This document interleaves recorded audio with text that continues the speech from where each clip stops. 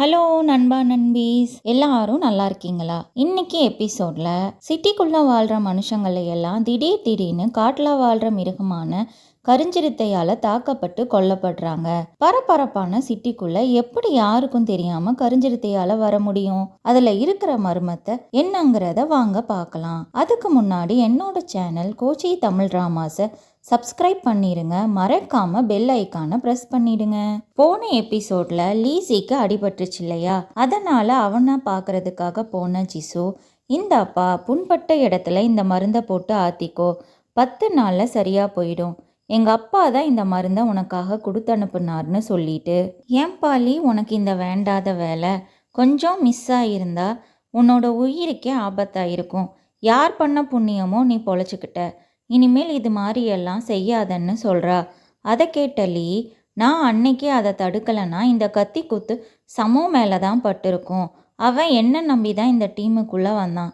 அவனை காப்பாத்துறது இந்த டீமோட லீடராக என்னோட கடமை இல்லையான்னு ரொம்ப எமோஷ்னலாக பேசுகிறான். இதை எல்லாத்தையுமே சமோ லீசியோட வீட்டுக்கு மேலே இருக்கிற ரூஃபில் நின்று கேட்டுட்டு தான் இருக்கான். அவன் போய் லீ கிட்ட நேரில் போய் பேசியிருக்கலாம். இருந்தாலும் ஏதோ ஒன்று அவனை தடுக்குது. அடுத்த சீனில் நைட்டு நேரம் சோன்னு மழை பெஞ்சிட்ருக்கு. அப்போ ஒருத்தர் வீட்டுக்குள்ளே போகிறாரு. அவருக்கு வியர்டான பூனையோட சவுண்டெல்லாம் கேட்குது. அங்கே நிழலில் ஒரு சின்ன பூனையோட நிழல் தெரியுது. அது அப்படியே ஒரு கருஞ்சிறுத்தையாக மாறி அவரை அட்டாக் பண்ணுது. அதுக்கப்புறம் அவரோட கதறல் சத்தத்தை மட்டும்தான் நமக்கு காட்டுறாங்க. அதோட அவர் கதை மறுகையாதான்.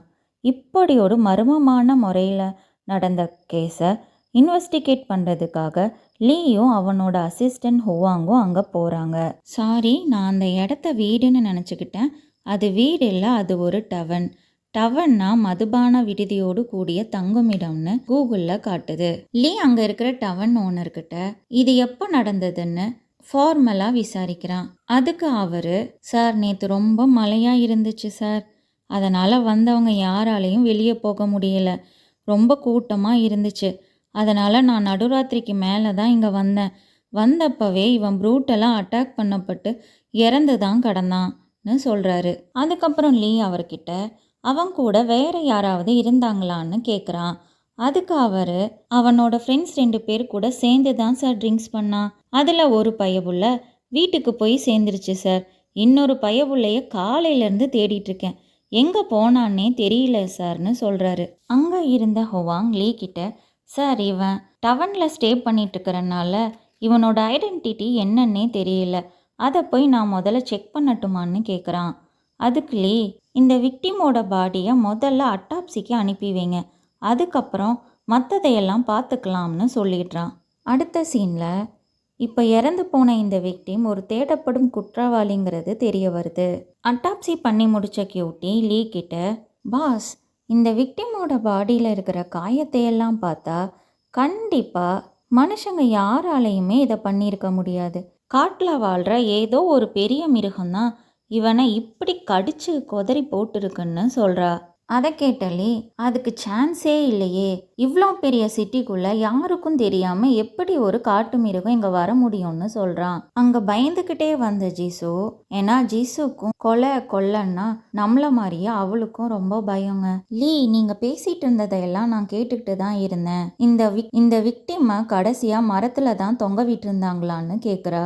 அதுக்கு லீயும், ஆமா, அவனை ப்ரூட்டெல்லாம் அட்டாக் பண்ணி மரத்துல தான் தொங்க விட்டு இருந்தாங்கிறத சொல்றான். நமக்கு அதை காட்டவே இல்லை. லீ சொன்னதுக்கு அப்புறம் தான் நமக்கும் தெரியும். அதுக்கு ஜிசு, இந்த சிறுத்தை புலியெல்லாம் தான் வேட்டையாடி மிச்சம் மீதி இருக்கிற தன்னோட இறைய மரத்துல தான் மறைச்சு வைக்கும்னு நான் கேள்விப்பட்டிருக்கேன்னு சொல்றா. இதையெல்லாம் கேட்டுட்டு இருந்த ஹுவாங் லீ கிட்ட, சார் இந்த காட்டு மிருகங்கள்லாம் அதிகமா வாழ்ற ஃபாரஸ்ட் ஏரியால போய் இதை போய் இன்வெஸ்டிகேட் பண்ணலாமா சார்? கண்டிப்பா நமக்கு ஏதாவது க்ளூ கிடைக்கும்னு சொல்றான். அங்க அந்த கரெக்டான நேரத்துல வந்த சமோ லீ கிட்ட, பாஸ் நானும் உங்க கூட இந்த கேஸை இன்வெஸ்டிகேட் பண்ணுறதுக்காக உங்கள் கூட ஜாயின் பண்ணிக்கலாமான்னு கேட்குறான். அதுக்கு லீ ஆச்சரியமா, என்னடா உனக்கு ஞானோதயம், சரி இருக்கட்டும், உனக்கு எவ்வளோ பேமெண்ட் வேணும்னு கேட்குறான். அதெல்லாம் ஒன்றும் வேண்டாம் பாஸ், லாஸ்ட் டைம் நீங்கள் தானே என்னோட உயிரை காப்பாற்றினீங்க, அதுக்கு இது நன்றி கடனாக இருக்கட்டும்னு பையபுள்ள கொஞ்சம் ஆணவமாக தான் சொல்லுது. இவங்க 3 பேருமே அங்கே ஃபாரஸ்ட் ஏரியாவுக்கு இன்வெஸ்டிகேட் பண்ணுறதுக்காக போனால் அங்க இருக்கிற மக்கள் எல்லாம் இவங்கள பார்த்து பயந்து ஓடுறாங்க. அங்க விளையாடிட்டு இருந்த ஒரு குட்டி பையனும் அவனோட அம்மாவும் மட்டும்தான் இவங்க கூட பேச கொஞ்சமாவது முன் வர்றாங்க. அந்த அம்மா கிட்ட லீ எதுக்காக இவங்கெல்லாம் பயந்து ஓடுறாங்கங்கிறத கேட்குறான். அதுக்கு அந்த அம்மா, சார் நீங்க கேள்விப்படலையா, நேத்து சிட்டிக்குள்ள ஒருத்தரை காட்டு மிருகம் ஒன்று அடிச்சு கொன்னுருச்சு, அதை தெரிஞ்சுக்கிட்டு தான் எல்லாரும் பயந்து ஓடுறாங்கன்னு சொல்றாங்க. அதுக்கு லீயும், நாங்களும் அதை பற்றி இன்வெஸ்டிகேட் பண்ண தான் இங்கே வந்திருக்கோம்னு சொல்கிறான். அதை கேட்ட அந்த அம்மா, சார் ப்ளீஸ் சார் எங்களை அந்த மான்ஸ்டர்கிட்ட இருந்து தயவு செய்து காப்பாத்துங்கன்னு கேட்குறாங்க. அப்போ லீ, மான்ஸ்டர்னு நீங்கள் எதை பற்றி சொல்கிறீங்கன்னு கேட்குறான். அதுக்கு அந்த அம்மா, மான்ஸ்டர்னா அது ஒரு கருஞ்சிருத்தை சார். ஒரு 10 வருஷத்துக்கு முன்னாடி காட்டுக்குள்ளேருந்து வெளியே வந்த கருஞ்சிருத்தை இந்த வழியாக போன பல பேரை அடிச்சு கொண்டு இருக்கு. அப்புறம் அது காட்டுக்குள்ளே எப்படியோ போயிருச்சு சார். ஆனால் இப்போ 10 வருஷத்துக்கு அப்புறம் காட்டுக்குள்ளேருந்து வெளியே வந்த அந்த மான்ஸ்டர் இப்போ நேராக சிட்டிக்குள்ளேயே போயிருச்சு. அது எப்போ வேணாலும் திரும்ப வந்து எங்களை எல்லாம் கொல்லலாம் சார். அதோட ஆபத்துல இருந்து எப்படியாவது எங்களை எல்லாம் காப்பாத்துங்க சார்னு கேக்குறாங்க. அதுக்கு லீ, அதையெல்லாம் நம்பாதீங்க, எப்படி சிட்டிக்குள்ள யாருக்கும் தெரியாம கருஞ்சிருத்தையால வர முடியும், அதெல்லாம் ஜஸ்ட் ரூமர்ஸ் தான் அவங்கள கம்ஃபர்ட் பண்றான். இதையெல்லாம் கேட்டு முடிச்ச சமோ லீ கிட்ட, பாஸ் 10 வருஷத்துக்கு முன்னாடி வழி தவறிதான் கருஞ்சிருத்தை ஒண்ணு இங்க வந்திருக்க வாய்ப்பு இருக்கு. ஆனா இப்போ இந்த மான்ஸ்டர் கதையெல்லாம் தெரிஞ்சுக்கிட்ட யாரோ ஒருத்தர் தான் இந்த கருஞ்சிருத்தைய சிட்டிக்குள்ள கொண்டு வந்திருக்காங்க, இந்த மர்டர்ஸ் எல்லாம் பண்றதுக்குன்னு நினைக்கிறேன்னு சொல்றான். அதுக்கு லீயும், அப்படின்னா கருஞ்சிருத்த மாதிரியான ஒரு ஆபத்தான மிருகத்தை அவ்வளோ ஈஸியாலாம் சிட்டிக்குள்ள கொண்டு வர முடியாது, ஒரு பெரிய கண்டெய்னர்ஸ்ல தான் டிரான்ஸ்போர்ட் பண்ணியிருப்பாங்க. அப்போ அதை டோல்கேட்ல போய் என்கொயரி பண்ணா கண்டிப்பா நமக்கு ஏதாவது இன்ஃபர்மேஷன் கிடைக்கும்னு ஹுவாங்க அங்க அனுப்பி வைக்கிறான். டோல்கேட்ல போய் என்கொயரி பண்ண ஹுவாங்க்கு இப்ப ரீசெண்டா பெரிய பெரிய கண்டெய்னர்ஸ்ல டிரான்ஸ்போர்ட் பண்ணவங்கன்னா அதுல ஒருத்தர் மினிஸ்டர் லியோங்கிறவரு, இன்னொருத்தர் அந்த நாட்டோட ஜெனரல், அது இல்லாம அந்த நாட்டோட மிகப்பெரிய பிசினஸ் மேன், மொத்தம் 3 பேரு டிரான்ஸ்போர்ட் பண்ணிருக்காங்க தெரிய வருது. கிடைச்ச இன்ஃபர்மேஷனை வச்சுக்கிட்டு ஜிசு கிட்ட இந்த 3 பேருக்கும் இந்த கேஸுக்கும் ஏதாவது லிங்க் இருக்கான்னு சமோ கேக்குறான். அதுக்கு ஜிசு, மினிஸ்டர் லியோக்கும் இந்த கேஸுக்கும் லிங்க் இருக்கு, ஏன்னா அவரோட ஒரே பையனை தான் இந்த விக்டிம் ஒரு வருஷத்துக்கு முன்னாடி கசினோல நடந்த ஒரு சண்டையில கொலை பண்ணிருக்கான். அதுக்கப்புறம் அவன் தலைமறைவும் ஆயிட்டான். அந்த கேஸ்ல தான் போலீஸ் அவனை தேடிட்டு இருக்காங்கிறத சொல்றா. அடுத்த சீன்ல அந்த மினிஸ்டர் லியோவை அவரோட வீட்டுல வச்சே என்கொயரி பண்ணலான்னு போறாங்க. ஆனா அவரோ இவங்க கிட்ட, என் பையன் ரிலேட்டடா எந்த விஷயத்தையும் ரீகால் பண்ண எனக்கு விருப்பம் இல்ல, எனக்கு எப்போ தோணுதோ அப்ப நான் உங்களை இன்வைட் பண்ணிக்கிறேன்னு வீட்டு வேலைக்காரங்க கிட்ட சொல்லி வீட்டு வாசல்லையே இவங்கள திருப்பி அனுப்பிடுறாரு.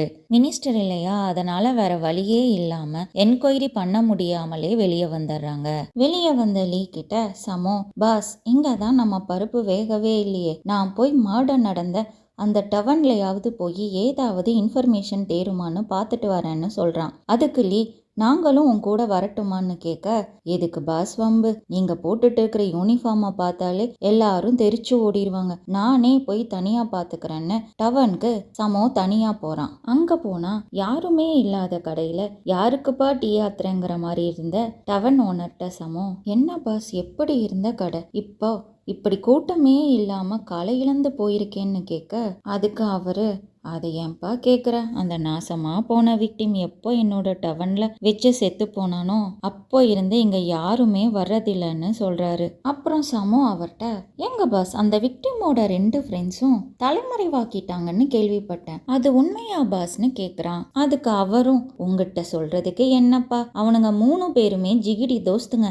லிங்னான்ங்கிற ஒரே ஊரை சேர்ந்தவங்க. அந்த விக்டிம் ஒரு கொலையை பண்ணிட்டு தலைமறைவானப்போ இந்த 2 ஃப்ரெண்ட்ஸும் தான்ப்பா அவனுக்கு எல்லா ஹெல்ப்பையுமே பண்ணாங்க. இப்போ அந்த விக்டிமை பழி வாங்கணும்னு நினைக்கிறவங்க அவனுக்கு ஹெல்ப் பண்ண அவனோட 2 ஃப்ரெண்ட்ஸையும் சேர்த்து தானே பழி வாங்குவாங்க. அதுக்கு பயந்துதான் அவங்க 2 பேருமே தலைமறைவாயிட்டாங்கப்பா. அதுல ஒருத்தன் பக்கத்து தெருல தான்ப்பா ஒரு கடையை வச்சிருக்கான், இதுக்கு பயந்து அவன் இப்போ அவனோட கடையையே திறக்கிறது இல்ல அப்படின்னு சொல்றாரு. இது போதுமே சமோவுக்கு அந்த கடைக்கார ஃப்ரெண்டோட அட்ரஸை வாங்கிட்டு அங்கேயும் போய் கடைக்கார ஃப்ரெண்டோட பேரை சொல்லி, அந்த பேரெல்லாம் என்னோட வாயில நுழையலைங்க, அதனால அவனை கடைக்கார ஃப்ரெண்டுனே வச்சுக்கலாம். அந்த கடைக்கார ஃப்ரெண்டோட பேரை சொல்லி அவர் இருக்காரான்னு விசாரிக்கிறான். முதல்ல நான் தான் அந்த கடைக்கார ஃப்ரெண்டுன்னு சொன்னவன் சமோ அவன்கிட்ட, நான் டிடெக்டிவ் டீம்ல இருந்து வந்திருக்கேன், இந்த கேஸ பத்தி கொஞ்சம் பேசணும்னு சொன்ன உடனேயே, அது நான் இல்லைங்க, அது எங்க ஓனர், அவர் இப்போதைக்கு கடையில இல்ல, அவர் கடையில இருக்கும்போது இன்னொரு நாளைக்கு வாங்கன்னு சொல்றான். அப்பவும் சமோ அவன்கிட்ட, அட்லீஸ்ட் அந்த இன்னொரு ஃப்ரெண்டு கென்லியோட அட்ரஸையாவது எனக்கு கொடுடான்னு கேக்குறான். நீ தான் டிடெக்டிவ் டீம்ல இருந்து தானே வர்றேன்னு சொன்ன, ஒரு அட்ரஸ கூடவா உன்னால எடுக்க முடியாதுன்னு சமோவாவை பயங்கரமா கலாய்க்கிறான். அடுத்த சீன்ல விக்டிம் எப்படி கொல்லப்பட்டானோ அதே மாதிரி இன்னொரு மர்டரும் அங்க நடக்குது. அது வேற யாரும் இல்ல, விக்டிமோட ஃப்ரெண்டு சென்லி தான். இவனை நாம சொல்றதுக்கு ஈஸியா இருக்கும்னு ரெண்டாவது விக்டிம்னு வச்சுக்கலாம். இவனையும் அட்டாப்சி பண்ணி முடிச்ச கியூட்டி லீ கிட்ட இந்த 2 பேரையும் ஒரே பேட்டர்ன்ல தான் கொலை செஞ்சிருக்காங்க, 2 கொலைகளுக்கும் நடுவுலையும் எந்த ஒரு வித்தியாசமும் இல்லைன்னு சொல்றா. அதை கேட்ட லீ, அப்போ இது சீரியல் கொலைகளா தொடர்ந்து பண்ணிட்டு வர்றாங்களான்னு கேக்குறான். அப்போ கியூட்டி, பிராத்தல்ல இருக்கிற ஒரு பொண்ணும் இன்னைக்கு இறந்திருக்கா, இந்த கொலைகளுக்கும் அந்த கொலைக்கும் ஏதாவது லிங்க் இருக்குமான்னு எனக்கு சந்தேகமா இருக்குன்னு சொல்றா. அதை கேட்ட லீ, இல்ல அந்த பொண்ணு சூசைட் பண்ணி தான் இறந்திருக்கா, அது கன்ஃபார்ம்னு சொல்றான். அப்போ அங்க திடீர்னு என்ட்ரி கொடுத்த சமோ, வர்ற வழியில தான் பிராத்தல்ல போய் இத பத்தி விசாரிச்சுட்டு வந்தேன், இந்த 3 கொலைகளுக்கு நடுவுல மட்டும் இல்ல மினிஸ்டர் லியூவுக்கும் இந்த கொலைகள்ல சம்பந்தம் இருக்கு, அதாவது முதல்ல இறந்த அந்த 2 விக்டிம்ஸ்க்கும் பிராத்தல்ல இறந்த அந்த பொண்ணுக்கும், அப்படி 3 கொலைகள்லயும் மினிஸ்டர் லியூவுக்கு சம்பந்தம் இருக்கு. அது எப்படின்னா, பிராத்தல்ல இறந்து போன பொண்ணோட பாய் ஃப்ரெண்ட் தான் 2வதா இறந்து போன விக்டிம். இந்த பிராத்தல்ல இறந்து போன பொண்ணை இப்போ ரீசெண்டா மினிஸ்டர் லியூவோட கசின் மேரேஜ் பண்ணிக்க சொல்லி ரொம்ப நாளா ஃபோர்ஸ் பண்ணிட்டு இருக்கான். அதுலதான் அந்த பொண்ணு சூசைட் அட்டம் பண்ணிருக்கா. இந்த 3 கொலைகளுக்கும் மினிஸ்டர் லியோவுக்கும் ஏதோ ஒரு வகையில சம்பந்தம் இருக்குன்னு சொல்றான். இது போதுமே லீக்கு, போன தடவை போனப்போ என்னமா சீனை போட்டான் அந்த மினிஸ்டர், இப்ப மாட்டுனானா அந்த மங்குனி அமைச்சர். அங்க போய் மினிஸ்டரோட கசின்ட்ட பிராத்தல்ல இறந்து போன பொண்ணை பத்தி விசாரிச்சா அவன் பேந்த முழிக்கிறான். அதை சமாளிக்கிறதுக்கு மினிஸ்டர் லியோவே, ஏன்பா வாலிபா பசங்கன்னா பொண்ணுகளை மேரேஜ் பண்ணிக்கிறதுக்காக அப்ரோச் பண்ணத்தான் செய்வாங்க, அப்படி பண்ணதை அவ தப்பா புரிஞ்சுக்கிட்டு சூசைட் பண்ணிக்கிட்டா இதை போயாப்பா பெருசு பண்ணுறதுன்னு சொல்கிறாரு. அப்போ சமோ, சார் அப்போ அதை பெருசு பண்ண வேணாம், அந்த லார்ஜ் கண்டெய்னரில் என்ன டிரான்ஸ்போர்ட் பண்ணீங்கிறத கொஞ்சம் சொல்ல முடியுமான்னு கேட்குறான். அதுக்கு அவர், அதையெல்லாம் உங்ககிட்ட ரிப்போர்ட் பண்ணணுங்கிற அவசியம் எனக்கு கிடையாதுன்னு சொல்கிறாரு. அப்போ சமோ அவர்கிட்ட, ஏன் சார் அந்த பெரிய ரூமில் எதையாவது அடைச்சி வச்சிருக்கீங்களா, அதுவும் அந்த கண்டெய்னரில் கொண்டு வந்தீங்களே அந்த கருஞ்சிருத்தைய, ஏன்னா உங்கள் வீட்லேயே வேற எந்த ரூமையும் அந்த அளவுக்கு நீங்கள் சேஃப்டி பண்ணி வைக்கல, அந்த அளவுக்கு இதை நீங்கள் பூட்டி வச்சிருக்கீங்கன்னு கேட்குறான். அதை கேட்டு கடுப்பான அவர், என்னை வேணும்னே இந்த கேஸில் ஃப்ரேம் பண்ண ட்ரை பண்ணுறீங்களான்னு கேட்குறாரு. அதுக்குள்ளே அங்கே வந்த ஹுவாங், அந்த மினிஸ்டர் முன்னாடியே அந்த பெரிய ரூம்ல செக் பண்ணிட்டேன், அங்க ஒரு சிறுத்தை புலி தான் இருந்தது, நாம தேடிட்டு இருக்கிற கருஞ்சிறுத்தை இல்ல, அது மட்டும் இல்லாம அது ரொம்ப வயசாகி நோஞ்சானாவும் இருந்ததுன்னு சொல்றான். அதை கேட்டு இன்னும் கடுப்பான மினிஸ்டர், என்னப்பா ஒரு மினிஸ்டர் வீடுன்னு கூட இல்லாம நீங்க பாட்டுக்கு அத்துமீறி நுழையிறீங்கன்னு கத்த ஆரம்பிச்சிடுறாரு. இதையெல்லாம் பார்த்துட்டு இருந்த மினிஸ்டர் லியூவோட மேனேஜர், சார் உண்மையை மறைக்கிறனால நமக்கு தான் தேவையில்லாத பிரச்சனை வரும், பேசாம இருக்கிற உண்மையை சொல்லிடலாம் சார்னு சொல்றாரு. அப்புறம் அவரே லீ கிட்ட, சார் மினிஸ்டர் லியூவுக்கு ஒரு ரேரான டிசீஸ் இருக்குது, அது பல டாக்டர்ஸ்ட்டை பார்த்தும் சரியாகலை, கடைசியாக ஒரு டாக்டர் சிறுத்தை புலியோட போனில் செய்கிற ஒரு மெடிசனை ரெஃபர் பண்ணார், அதுக்காக தான் ஒரு வயசான சிறுத்தையை கொண்டு வந்து மினிஸ்டருக்கு ட்ரீட்மெண்ட் பார்த்துட்டு இருக்கோம், அது ரொம்ப வயசானது சார், அதால் யாரையும் அட்டாக் பண்ணி கொல்ற அளவுக்கு அதுக்கு தெம்பில்லை, அது இங்கே வந்ததுலேருந்து வெளியே எங்கேயும் போனதும் இல்லை, வேணும்னா இங்கே வேலை பார்க்குற யார்கிட்ட வேணாலும் என்கொயரி பண்ணிக்கோங்கன்னு சொல்கிறாரு. அதுக்கு ஹுவாங்கும் ஆமாங்கிற மாதிரி தலையாசிக்கிறான். அடுத்தது ஏதாவது உருப்படியான எவிடன்ஸ் கிடைக்குமான்னு 2வது விக்டிம் கொலை செய்யப்பட்ட ஸ்பாட்டுக்கு போனால் அங்கே எவ்வளவு தான் உருண்டு புரண்டு பார்த்தாலும் ஒரு சிறுத்தை புலி வந்ததுக்கான எந்த ஒரு சின்ன அடையாளமும் கூட அங்கே இல்லை.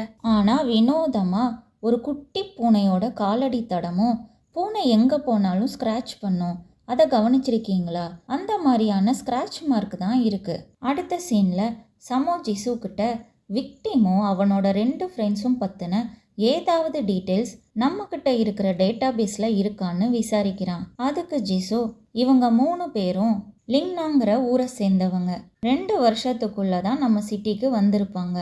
அதனால் பர்மனண்ட் அட்ரஸ்னு சொல்லிக்கிற மாதிரி அவங்களுக்கு ஒன்றும் கிடையாதுன்னு சொல்கிறா. அப்படின்னா ஒன்று பண்ணு ஜிசோ, லிங்னானை சேர்ந்தவங்க ரிலேட்டடான ஏதாவது கேஸ் நம்மக்கிட்ட இந்த 2 வருஷத்துக்குள்ளே ஃபைல் ஆயிருக்கான்னு கொஞ்சம் செக் பண்ணி சொல்லுன்னு சமோ கேட்குறான். அப்புறம் லீட்ட சமோ ஹுவாங் எங்கன்னு கேட்க, அதுக்கு லீ மினிஸ்டர் லியோவோட வீட்டை யாருக்கும் தெரியாமல் திரும்பவும் செக் பண்ண அனுப்பி வச்சிருக்கேன்னு சொல்கிறான். அதுக்கு சமோ, மினிஸ்டர் லியோவுக்கும் இந்த கேஸுக்கும் எந்த சம்மந்தமும் இல்லைன்னு நினைக்கிறேன். ஆரம்பத்திலருந்தே நாம் இந்த கேஸை தப்பாக டீல் பண்ணிட்டு இருக்கோமோன்னு எனக்கு சந்தேகமாக இருக்குன்னு சொல்கிறான். டேட்டா பேஸை செக் பண்ணி முடித்த ஜீசு சமோ கிட்ட, நீ கேட்ட மாதிரி லிங்னானை சேர்ந்தவங்க ரிலேட்டடாக 2 கேஸ் ஃபைல் ஆகியிருக்கு. ஒன்று அண்டர்வேர்ல்டில் பிஸ்னஸ் பண்ணுறவங்க கிட்ட ராபரி நடந்திருக்கு, இன்னொன்று அஃபீஷியல் ரோடுங்கிற ஏரியாவில் தொடர்ந்து வழிப்பறி பண்ணிகிட்டு இருந்த கொள்ளக்கார கூட்டத்தோட லீடரை எக்ஸிக்யூட் பண்ணியிருக்காங்க. இப்படி 2 கேஸ் ஃபைல் ஆகியிருக்குன்னு சொல்கிறா.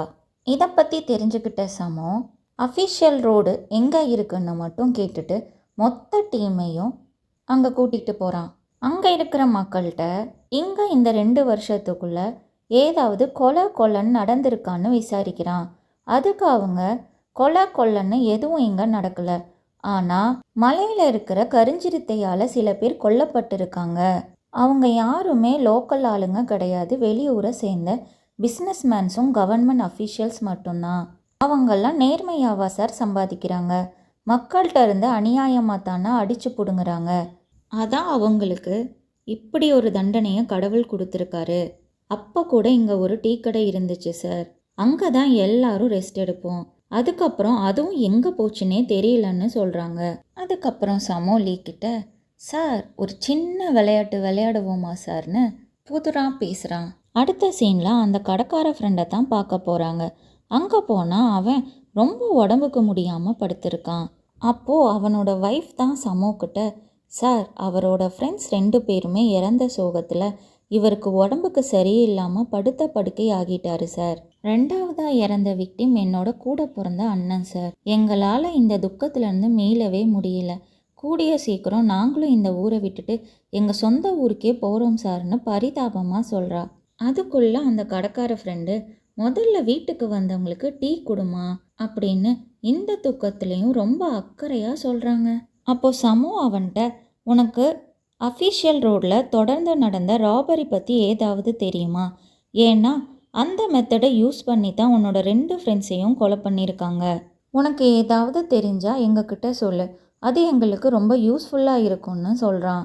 அதுக்கு அவன், சார் முதல்ல டீயை குடிங்க சார், அதுக்கப்புறம் மற்றதையெல்லாம் பேசிக்கலான்னு சொல்கிறான். டீயை குடித்த உடனே சமோவுக்கு ஒரு மாதிரியாக இருக்க, நான் கொஞ்சம் ரெஸ்ட் ரூம் யூஸ் பண்ணிட்டு வரேன்னு சொல்லிட்டு வெளியே போகிறான். அதே மாதிரி அந்த டீயை குடித்த லீயும் ஹுவாங்கும் கூட இப்போ மயங்கி விழுந்துடுறாங்க. டாய்லெட்டுக்கு போன சமோவுக்கு தலையெல்லாம் சுற்றுது, மயக்கம் வர மாதிரி இருக்குது. ஆப்போசிட்டில் ஒரு சின்ன கருப்பு பூனை தெரியுது. அது அப்படியே கருஞ்சிறுத்தையாக மாறி அட்டாக் பண்ண வருது. பார்த்தா இவ்வளவு நேரம் அப்பாவி மாதிரி மூஞ்சி வச்சிட்டு இருந்த அந்த கடைக்கார ஃப்ரெண்டு கையில் சிறுத்தை மாதிரி நகத்தோடு வந்து அட்டாக் பண்ண நிற்கிறான். அவன் சமோட்ட, என்னோட ஃப்ரெண்ட்ஸ் எங்கே போனாங்களோ அங்கேயும் உன்னை அனுப்பி வைக்கிறேன்டான்னு சொல்லிட்டு சமோவை அட்டாக் பண்ண ட்ரை பண்ணுறான். அதுக்குள்ளே அங்கே லீயும் ஹுவாங்கும் வந்து சமோவை காப்பாற்றிடுறாங்க. உங்கள் 2 பேருக்குமே நான் ஹாலுசினேஷன் ட்ரக் கொடுத்துருந்தேனே, எப்படிடா முழிச்சிங்கன்னு கேட்குறான். அதுக்கு அவங்க, அதை நாங்கள் குடிச்சிருந்தாதானடான்னு சொல்லி சமோவை எப்படியோ காப்பாற்றிடுறாங்க. அடுத்த சீனில் லீ கோர்ட் ரூமில் வச்சு கடைக்கார ஃப்ரெண்ட்டை, ஏண்டா பாவம் போல் மூஞ்சியை வச்சுக்கிட்டு உன்னோட ஃப்ரெண்ட்ஸையே இப்படி கொடூரமாக கொலை பண்ணியிருக்கியேன்னு கேட்டால் அவனுக்கு கொஞ்சம் கூட குற்ற உணர்ச்சியே இல்லைங்க. அதுக்கப்புறம் லீ சமோட்ட, சமோ கொஞ்சம் உன்னோட ஸ்டைலில் இவன் எப்படியெல்லாம் இதை பண்ணாங்கிறத கொஞ்சம் எக்ஸ்பிளைன் பண்ணுப்பான்னு சொல்கிறான். அப்போ சமோவும் கடைக்கார ஃப்ரெண்டை பார்த்து, நீயும் உன்னோட ஃப்ரெண்ட்ஸும் சேர்ந்து லிங்னான்லேருந்து கொள்ளையடிக்கிறதுக்காகன்னே இங்கே இருக்கிற அஃபீஷியல் ரோட்டில் ஒரு டீ கடையை ஸ்டார்ட் பண்ணியிருக்கீங்க. வர்ற கஸ்டமர்ஸில் யார்கிட்ட பணம் வச்சுருக்காங்களோ அவங்கள டார்கெட் பண்ணி ஹாலுசினேஷன் ட்ரக்கை அவங்க டீயில் கலந்து கொடுத்துருக்கீங்க. அதை குடித்து கொஞ்ச நேரத்தில் அன்கம்ஃபர்ட்டாக ஃபீல் பண்ணவங்க மலையில் ஒதுங்கின நேரமாக பார்த்து இந்த பூனையை காட்டி பயமுறுத்தி அதான் அவங்களுக்கு ஹாலுசினேட் ஆனனால அது கருஞ்சிருத்தையா தெரியும். அதனால அவங்க எந்தவித எதிர்ப்பையுமே காட்ட மாட்டாங்க. அப்புறம் உங்கள் மெத்தடை யூஸ் பண்ணி அவங்கள கொடூரமாக கொலை பண்ணியிருக்கீங்க. இதை நீங்கள் அங்கே தொடர்ந்தும் பண்ணிட்டு இருந்திருக்கீங்க. ஆனால் இது காட்டில் வாழ்கிற மிருகங்கள் செய்கிற மாதிரி நீங்கள் செட்டப் பண்ணனால அஃபிஷியல் ரெக்கார்டு எதுலேயுமே இது ரெக்கார்ட் ஆகலை. உங்கள் போதாத நேரம் உங்களோட கேங் லீடரை போலீஸ் அரெஸ்ட் பண்ணி எக்ஸிக்யூட்டும் பண்ணிட்டாங்க. போலீஸ்கிட்ட மாட்டிக்க கூடாதுன்னு நீங்கள்லாம் அந்த கடையை காலி பண்ணிட்டு அப்படியே எஸ்கேப் ஆயிட்டீங்க. அதுக்கப்புறம் நீ மட்டும் எப்படியோ ஒரு சின்ன பிஸ்னஸை ஸ்டார்ட் பண்ணி ரன் பண்ணிட்டு இருந்திருக்க. ஒரு மேரேஜையும் பண்ணி லைஃப்லையும் செட்டில் ஆயிட்ட. ஆனாலும் நீ பண்ண கர்மா உன்னோட 2 ஃப்ரெண்ட்ஸ் ரூபத்தில் உன்னை துரத்திட்டே இருந்திருக்கு. பணம்னு அவங்க உன்னை அரிக்க ஆரம்பிச்சிட்டாங்க. அவங்க கிட்ட இருந்து தப்பிக்க வழி தெரியாம அவங்கள நீ இப்படி கொடூரமா போட்டு தள்ளிட்ட. கரெக்டான்னு கேட்குறான். அப்பாவும் அவன் சமூகிட்ட இதெல்லாம் நான் தான் பண்ணியிருப்பேன்னு உனக்கு எப்போ என் மேலே சந்தேகம் வந்ததுன்னு தான் கேட்குறான். அதுக்கு சமோ உன்னை ஃபஸ்ட்டு மீட் பண்ணப்போவே எனக்கு அந்த சந்தேகம் வந்துருச்சு. ஏன்னா ஃபஸ்ட்டு விக்டிமை ரிவெஞ்ச் எடுக்கிறக்காக தான் கொலை பண்ணியிருந்தாங்கன்னா அவனோட ஃப்ரெண்டான உன்னையும் ரிவெஞ்சுக்காக கொலை பண்ண வருவாங்கன்னு நீயும் பயந்து போய் அப்ஸ்காண்ட் ஆகியிருப்ப. ஆனால் உன்னை நான் ஃபஸ்ட் டைம் மீட் பண்ணப்போ நீ எந்தவித பயமும் இல்லாமல் தைரியமாக தான் இருந்த. நீ எங்கேயுமே ஓடி ஒளிய கூட ட்ரை பண்ணலை. அதே மாதிரி உன்கிட்ட செகண்ட் விக்டிமோட அட்ரஸையும் கேட்டேன். அதையும் நீ கொடுக்கல. அவன் உயிரோட இருந்தா அவன் மூலமாக எங்களுக்கு உண்மை தெரிஞ்சிடும்னு உடனே அவனையும் போட்டு தள்ளிட்ட. அப்போ ஜிசு அவன்கிட்ட ஏண்டா 2வது விக்டிம் உன்னோட வைஃபோட அண்ணன், அவனை எப்படிடா உன்னால கொலை பண்ண முடிஞ்சதுன்னு கேட்குறா. அதுக்கு அவனோட வைஃப் என்னோட அண்ணன் காணாம போனதுக்கு அப்புறம் தான் என்னோட ஹஸ்பண்ட் தான் இதெல்லாம் பண்றாருன்னு எனக்கு தெரிஞ்சு அவர்கிட்ட கேட்கத்தான் செஞ்சேன். நான் பிரெக்னெண்டா வேற இருக்கேன்னு ரொம்ப வெக்ஸா பேசுறா. அதுக்கு அந்த கல்பிரிட் இதுக்கு மேல அவனை கடைக்கார ஃப்ரெண்டுன்னு சொல்ல வேண்டாங்க, அவனை நாம கல்பிரிட்டுன்னே சொல்லிக்கலாம். நான் ஆசைப்பட்டதெல்லாம் ஒன்றும் இல்லைங்க. என்னோட வைஃப் குழந்தையோட ஒரு நிம்மதியான வாழ்க்கையை வாழணும்னு தான் ஆசைப்பட்டேன். ஆனா அந்த ஃபர்ஸ்ட் விக்டிம் பிராத்தல் கசினோன்னு என்னோட காசையெல்லாம் கரியாக்கிட்டு இருந்தான். அந்த 2வது விக்டிமும் இந்த பிராத்தல்ல இருக்கிற பொண்ணை மேரேஜ் பண்றதுக்கு எங்கிட்டயே பணம் கேட்குறான். அவன் வாழணும்னா அவன் காசுல வாழ வேண்டியது தானே. நான் தான் அவங்களுக்கு கிடைச்சேன்னா எவ்வளவோ அவங்க கிட்ட நான் சொல்லி பார்த்தேன். அவங்க கேட்குற மாதிரியே இல்லை, என்னையே பிளாக்மெயில் பண்றானுங்க. அதனால தான் வேற வழியே இல்லாம அவங்கள போட்டு தள்ளிட்டேன். இதெல்லாம் அவங்களுக்கு வேணும் தான் அப்படின்னு அப்பவும் அதை தாங்க சொல்றான். அதுக்கப்புறம் என்ன, அவன் செஞ்ச கிரைமுக்கு அவனுக்கு பனிஷ்மெண்ட்டை கொடுத்துட்டு வெற்றிக்குறியோட இந்த எபிசோட முடிக்கிறாங்க. ஐ ஹோப் நீங்க இந்த எபிசோட என்ஜாய் பண்ணியிருப்பீங்கன்னு நினைக்கிறேன். இதில் வர்ற அடுத்தடுத்த எபிசோட்ஸை பார்க்குறதுக்கு என்னோட கோச்சி தமிழ் ட்ராமாஸை சப்ஸ்கிரைப் பண்ணிடுங்க, லைக் கமெண்ட் பண்ணுங்கள், மறக்காமல் உங்களோட ஃப்ரெண்ட்ஸுக்கு ஷேர் பண்ணுங்கள். Thank you, bye bye.